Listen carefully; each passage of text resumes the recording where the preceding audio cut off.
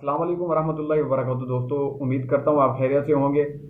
तो प्यारे दोस्तों, डेली बेसिस पे मुझे ये सवाल बार बार मिलता है कि बच्चों को टेंसेस नहीं आते, क्योंकि मेरी टीचिंग की फील्ड है।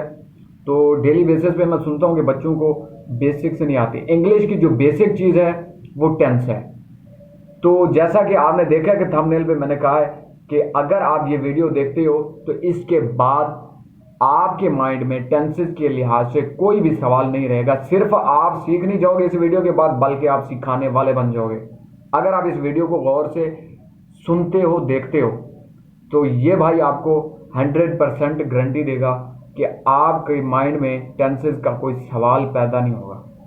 Tenses is too short form. ये बहुत ही इजी है यार। एक छोटी सी स्टोरी है। अगर आप इस स्टोरी को गौर से सुन लेते हो तो आपको टेंसेस कभी नहीं भूलेंगे। आप दूसरे लोगों को भी सिखाओगे, लेकिन शर्त यह है कि वीडियो को एंड तक देखना है और गौर से सुनना भी है।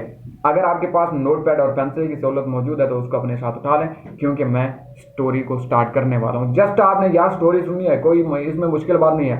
आप 1 घंटे की मूवी देख लेते हो यार, एक घंटे का, आधे घंटे का सीरियल देख लेते हो ड्रामे का, तो अपने मुस्तकबिल के लिए या अपनी इंग्लिश के लिए, इंग्लिश इंप्रूवमेंट के लिए, कि क्या आप 10 मिनट 15 मिनट नहीं निकाल सकते हो? तो वीडियो को देखना है। और मैं गारंटी के साथ कहता हूँ, जब आप ये वीडियो एंड करेंगे ना, आप जरूर कमेंट सेक्शन में जाके मुझे बताएंगे कि आपको अब टेंसेस आ जाते हैं।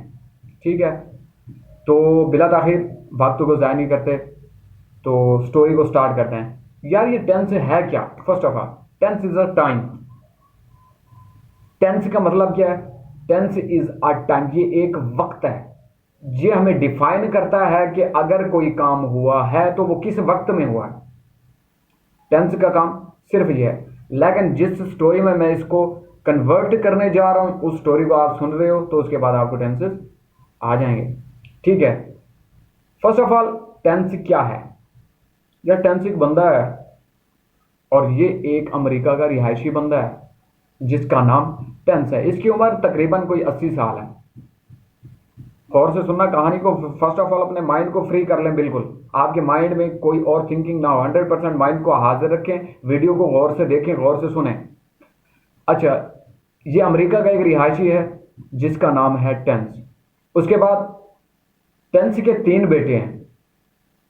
एक का नाम प्रेजेंट है, दूसरे का नाम पास्ट और तीसरे का नाम फ्यूचर है। ये मुझे भी एक टीचर ने इसी तरीके से ये स्टोरी सुनाई थी, तो आज तक मुझे ये टेंस नहीं भूले। मैं सलाम पेश करता हूँ उन टीचर को। यूट्यूब पे भी उनकी ये क्लास मौजूद है, तो मैंने भी उन्हीं को कॉपी किया है, ताकि मेरे जो दोस्त अहबाब हैं वो भी इस वीडियो को देखकर टेंसेस का ये जो टेंसेस की कन्फ्यूजन चल रही है उनके माइंड में, ये भी हमेशा के लिए ख़त्म हो जाए। अच्छा, टेंस के 3 बेटे हैं। एक का नाम प्रेजेंट, दूसरे का नाम पास्ट और तीसरे का नाम फ्यूचर। जैसे कि हम उर्दू में उसको कहते हैं टेंस को ज़माने, उसके बाद प्रेजेंट फेल हाल मुतलक, और उसके बाद जो पास्ट है, पास्ट को हम कहते हैं फेल माजी, और फ्यूचर को कहते हैं फेल मुस्तकबिल। प्रेजेंट मीन्स फेल हाल, फेल हाल मौजूदा दौर, जो अभी दौर हमारा चल रहा है। उसके बाद जो पास्ट है, पास्ट वो जमाना है जो कि गुजर चुका है, मतलब कि हमारे आबाओ अजदाद वाला, हमारे दादा परदादा वाला वो जमाना जो अब खत्म हो गया। उसके बाद आ जाता है फेल मुस्तकबिल मीन्स फ्यूचर। तो मुस्तकबिल वो जमाना है जो कि आने वाला है, मतलब माजी वो जो हमारे दादा परदादा का था। फेल हाल ये प्रेजेंट इंडेफिनिट, ये जो हमारा दौर चल रहा है। और फेल मुस्तकबिल जो दौर आने वाला है, मतलब कि हमारे आने वाली नस्लें। तो ये डेफिनेशन हो गई प्रेजेंट, पास्ट और फ्यूचर की। तो दोस्तों, ये 3 बच्चे होते हैं टेंस के। टेंस एक दिन अपने तीनों बेटों को बुलाता है। बड़ा बड़ा बेटा प्रेजेंट होता है, सेकंड पास्ट और थर्ड फ्यूचर। ये तीनों बेटों को अपने पास बुलाता है, कहता है बेटा वक्त का कोई पता नहीं, क्योंकि उसकी उम्र 80+ हो चुकी होती है। तो वो अपने बेटों को कहता है कि बेटा जिंदगी का कोई पता नहीं, मैं कभी भी दुनिया से रुखसत हो सकता हूँ। तो मेरी कुछ नसीहतें हैं, अगर आप मान लेते हो तो मेरी रूह को तसल्ली मिलेगी। अगर आप नहीं मानते हो तो मैं ये सोचूंगा कि मेरी औलाद ने मेरी आखिरी वसीयत भी नहीं मानी और मेरी आखिरी नसीहत भी नहीं मानी। अच्छा, तो पहले तो वो बच्चे कंफ्यूज हो जाते हैं। कंफ्यूज होने के बाद वो बच्चे कहते हैं ठीक है अब्बा जान, अगर आप कहते हैं तो हम आपकी बात जरूर मानेंगे। तो वो बच्चे एग्री जब हो जाते हैं, वो कहते हैं अब्बा जी आप हुक्म करें, अगर आपकी ये 3 वसीयतें हैं तो हम जरूर पूरी करेंगे। ठीक है, अब्बा जान ने कहा बेटा वो 3 जो नसीहतें हैं वो ये हैं। नंबर 1 कि आपने आपस में लड़ना झगड़ना नहीं है। बेटे कहते हैं ठीक है अब्बा जी, हमने आपस में लड़ना झगड़ना नहीं है। नेक्स्ट, अब्बा जी कहते हैं कि बेटा सेकंड जो बात है वो ये है कि आप तीनों शादी कर लो। वो कहता है अब्बा जी ये कैसा सवाल है। आप फ्यूचर कहते हैं कि अब्बा जी ये दो तो बड़े हैं लेकिन मैं तो छोटा हूं, मैं कैसे कर लूं शादी। तो उसका अब्बा कहता है कि बेटा बात यह है कि वक्त का कोई पता नहीं, अगर मैं दुनिया से चला जाता हूं तो मैं चाहता हूं कि अपने तीनों बेटों की खुशियां साथ में देख कर जाऊं। उसके बाद तीनों बेटे एग्री हो जाते हैं। मैं शार्ट कर रहा हूं तो ताकि टाइम ज़ाया ना हो। अच्छा, तो शादी का फंक्शन शुरू हो गया। उसके बाद वो कहते हैं कि अब्बा जी अब आपकी लास्ट नसीहत थी जो तीसरी, अब वो बताएंगे वो क्या है। तो अब्बा जी फरमाते हैं बेटा कि जो मेरी आखिरी नसीहत है वो ये है कि आपके जितने भी बच्चे पैदा हों उन सब के नाम सेम रखने हैं। तो वो कहते हैं ठीक है अब्बा जी, अगर आपकी ये 3 नसीहतें हैं तो ये भी हम कर लेते हैं। वैसे ये थोड़ा डिफिकल्ट तो होगा कि 3 बंदे हैं, तीनों के जितने भी बच्चे हैं सबके नाम सेम रखें, लेकिन उन्होंने अपने अब्बा की बात को नहीं टाला क्योंकि वो उनकी आखिरी वसीयत थी। तो उन्होंने कहा ठीक है। अब्बा जी ने कहा ठीक है। तो दोस्तों अगले दिन शादी के फंक्शन शुरू हो जाते हैं और ढोल बाजे शुरू, दूल्हे तैयार हो जाते हैं, दुल्हनें तैयार हो जाती हैं, शादी का फंक्शन शुरू हो जाता है। अब्बा जी खुश हो जाते हैं। तो शादी का फंक्शन 2 दिन में इख्तिताम पजीर होता है। प्रेजेंट, पास्ट और फ्यूचर तीनों की शादी हो जाती है।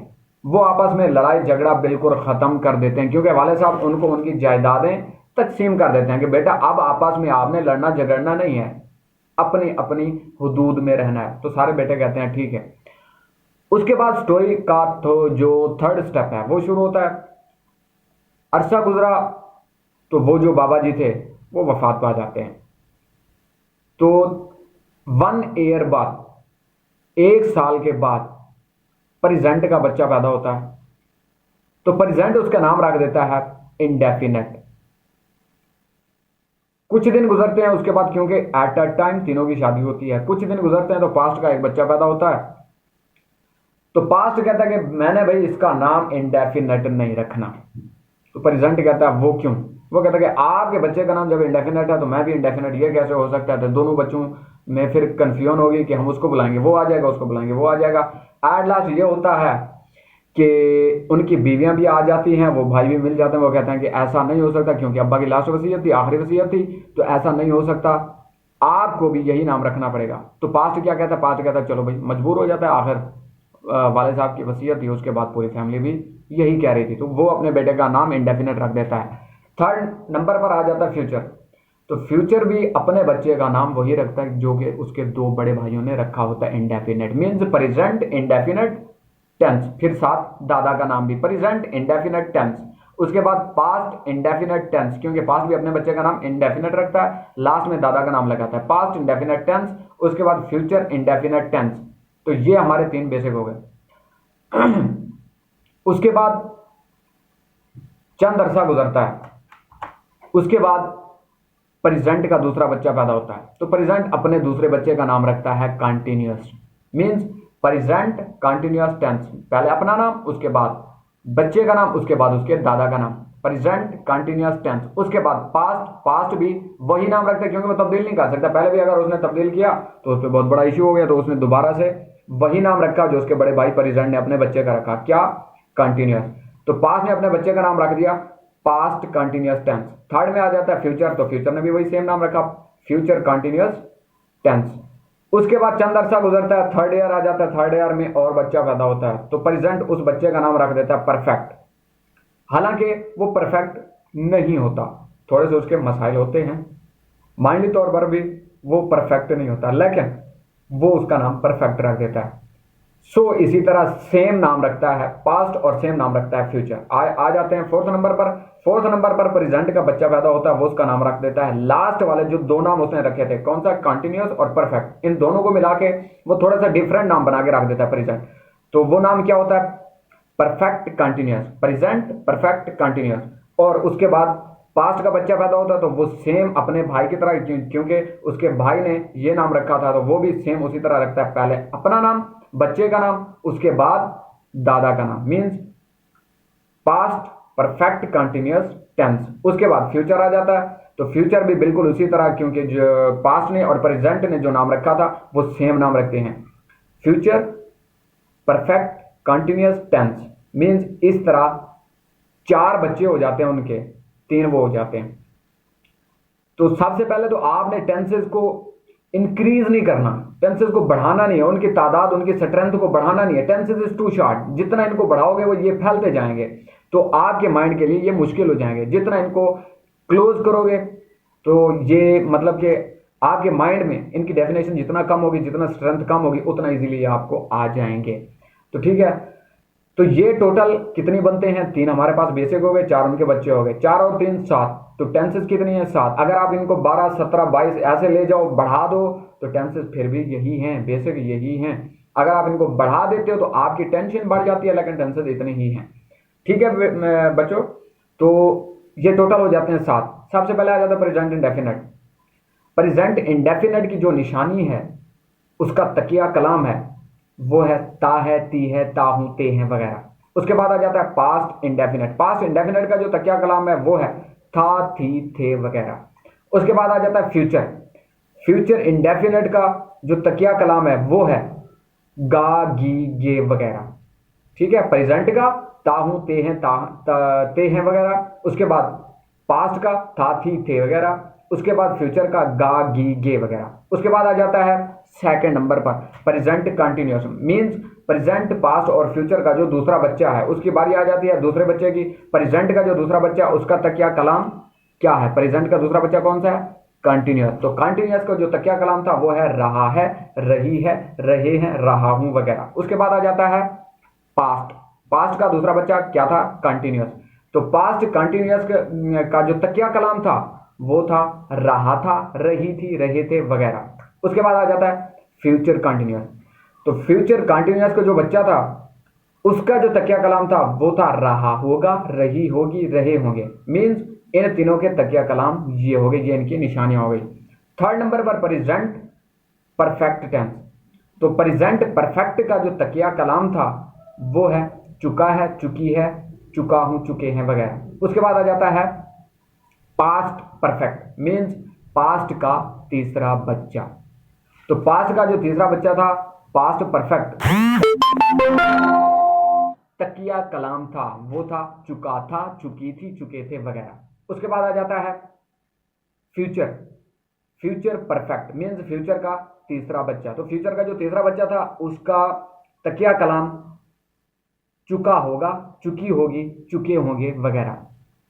फोर्थ नंबर पे आ जाते हैं। फोर्थ नंबर पे प्रेजेंट सबसे पहले आ जाता है। प्रेजेंट का जो लास्ट मींस चौथा बच्चा था उसका नाम था परफेक्ट कंटिन्यूअस। वो लास्ट वाले जो 2 नाम थे उनको मिला के बनाया गया था प्रेजेंट परफेक्ट कंटिन्यूअस टेंस। तो प्रेजेंट परफेक्ट कंटिन्यूअस टेंस का जो तकिया कलाम था वो था ता रहा है, ती रही है, ते रही हैं, ता रहा हूं वगैरह। उसके बाद आ जाता है पास्ट परफेक्ट कंटिन्यूअस टेंस, मतलब पास्ट का चौथा और आखिरी बच्चा। जैसा कि उसने प्रेजेंट का जो बच्चा था उसके नाम को फॉलो करके अपने बच्चे का नाम रखा। तो प्रेजेंट परफेक्ट कंटिन्यूअस टेंस उसका था ता रहा है, ते रहे हैं, ता रहा हूं वगैरह। इसी तरह पास्ट का ता रहा था, ते रहे थे, ती रही थी वगैरह। उसके बाद आ जाता है फ्यूचर परफेक्ट कंटिन्यूअस टेंस। तो फ्यूचर परफेक्ट कंटिन्यूअस के बच्चे का जो तकिया कलाम है वो है ता रहा होगा, ती रही होगी, ते रहे होंगे। इस तरह से इन सब की डेफिनेशंस है। जब आपको ये टोटली डेफिनेशंस आ जाएंगे तो दोस्तों नेक्स्ट वीडियो में मैं आपको बताऊंगा इनके फार्मूलाज मीन्स किस तरह हमने इनको तरतीब देना है। उसके बाद इन तमाम टेंसेस में कौन से हेल्पिंग वर्ब इस्तेमाल होंगे, इनके नेगेटिव सेंटेंसेस और इंटेरोगेटिव और नेगेटिव इंटेरोगेटिव प्लस, इस पे मैं इंशाल्लाह वीडियो बनाऊंगा और आपको तफसील से एक लेक्चर क्रिएट करके दूंगा। तो दोस्तों मैं उम्मीद करता हूं कि आपको अगर ये वीडियो समझ आई है, अगर आपको लगता है कि मेरी इस मेहनत से आपको कोई फायदा होता है तो आप कमेंट सेक्शन में बताइएगा, जिससे मेरी थोड़ा हौसला अफजाई होगी, ताकि मैं नेक्स्ट आपके लिए इस तरह की वीडियोस बनाऊं जो आपके नॉलेज में इजाफा करें और आपकी बुनियाद मजबूत करें। तो प्यारे दोस्तों, जब तक आपकी बुनियाद मीन्स अगर कोई इमारत है उसकी जो बुनियाद होती है वो मजबूत नहीं होती तो वो इमारत बहुत जल्द गिर जाती है। तो आपको सबसे पहले अपनी बुनियाद पक्की करनी है। अगर आपको टेंसेस आते हैं तो आपकी इंग्लिश की बुनियाद पक्की है, अगर आपको टेंसेस नहीं आते तो आपकी इंग्लिश की बुनियाद बिल्कुल पक्की नहीं है, वो कभी भी गिर सकती है।